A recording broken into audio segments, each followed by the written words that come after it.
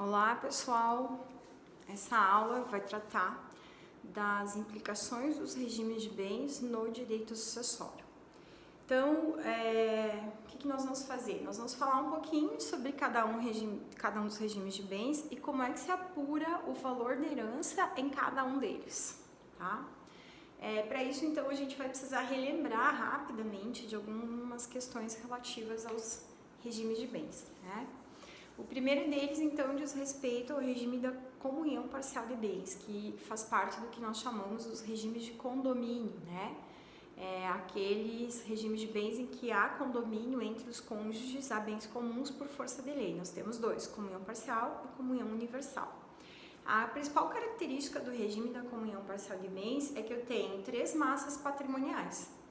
Os bens particulares de cada cônjuge, que é composto pelos bens anteriores ao casamento e aqueles que se subrogam também são chamados, estão excluídos da comunhão lá do artigo 1659 do Código Civil, dentre eles os bens recebidos por herança ou doação, e eu tenho os bens que se comunicam, do artigo 1660, que são todos aqueles adquiridos durante o casamento, né, com ou sem esforço do casal. Como é que eu apuro o valor da herança no regime de comunhão parcial de bens? Então a professora criou uma fórmula aqui para vocês. No regime de comunhão parcial de bens, se um dos cônjuges falecer, a herança vai ser 100% do patrimônio particular deixado por um dos cônjuges e 50% do patrimônio comum. Por quê? Porque necessariamente eu preciso excluir a meação. Então, a meação não compõe um acervo hereditário, ela pertence ao cônjuge ou convivente sobrevivente, e por isso que a herança, é por isso que a meação é descartada do valor da herança. Embora eu tenha colocado aqui que a herança é 100% do patrimônio particular mais 50% do patrimônio comum, com o decorrer das nossas aulas, vocês vão perceber que nem sempre nós vamos somar essas duas heranças.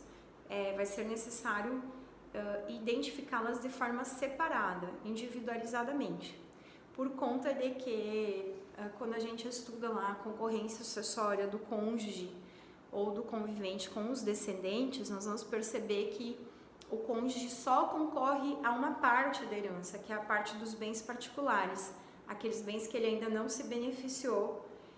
Ao contrário, ele não se beneficia da herança dos bens comuns, porque ele já retirou a sua cota como meio, tá? Então, nesse primeiro momento, o importante aqui é que vocês identifiquem quais seriam as heranças. Para isso eu vou usar, então, para vocês entenderem, então, falecendo um dos cônjuges, todo o seu patrimônio particular existindo vai ser herança, né? E ainda a metade do patrimônio do casal também vai constituir herança. Próximo regime de bens que a gente vai tratar é o regime da comunhão universal de bens. Qual é a principal característica? Aqui, como regra geral, todos os bens são comuns, com algumas exceções que a lei excepciona, como, por exemplo, a herança recebida com cláusula de incomunicabilidade, tá? Nesse sentido, então, com o óbito de um dos cônjuges, para calcular o valor da herança, a gente exclui a meação do cônjuge sobrevivente e a outra metade vai ser toda a herança. Então, por isso que a herança é igual a 50% do patrimônio comum. Então, por exemplo, se o patrimônio do casal era R$1 milhão, qual é o valor da herança? 500 mil, porque eu vou excluir a meação do cônjuge sobrevivente. Um outro regime de bens é o da separação absoluta ou separação convencional de bens, que é o regime de bens em que os cônjuges pactuam, né, convencionam que não haverá condomínio, cada um vai ser dono do seu patrimônio. Com o óbito de um deles, não há nenhum bem condomínio, então a herança é a totalidade dos bens deixados por aquele cônjuge, né, do seu patrimônio particular.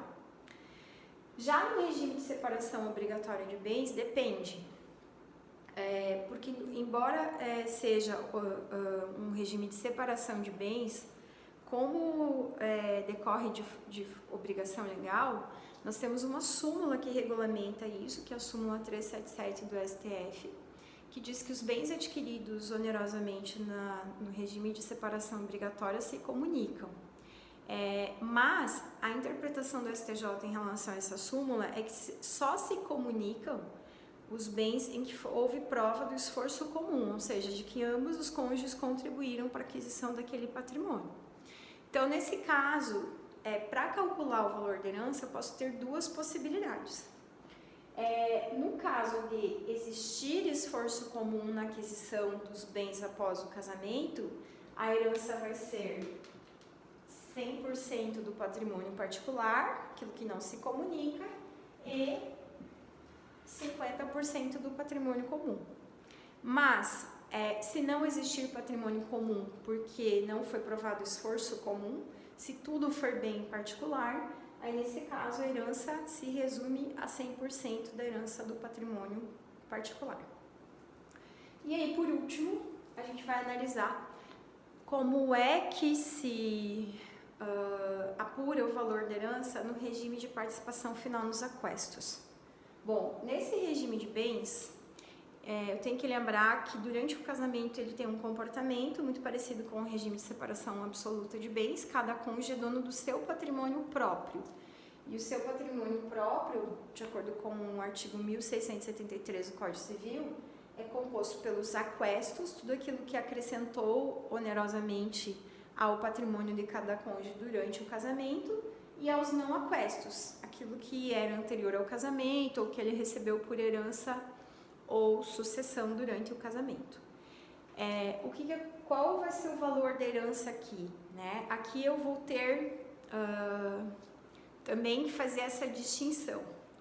Tudo que for não aquestos, quer dizer, não foi acrescentado onerosamente durante o casamento, que a gente poderia equiparar ao chamado patrimônio particular, né, que pertence exclusivamente a um dos cônjuges, é 100% herança do decujus.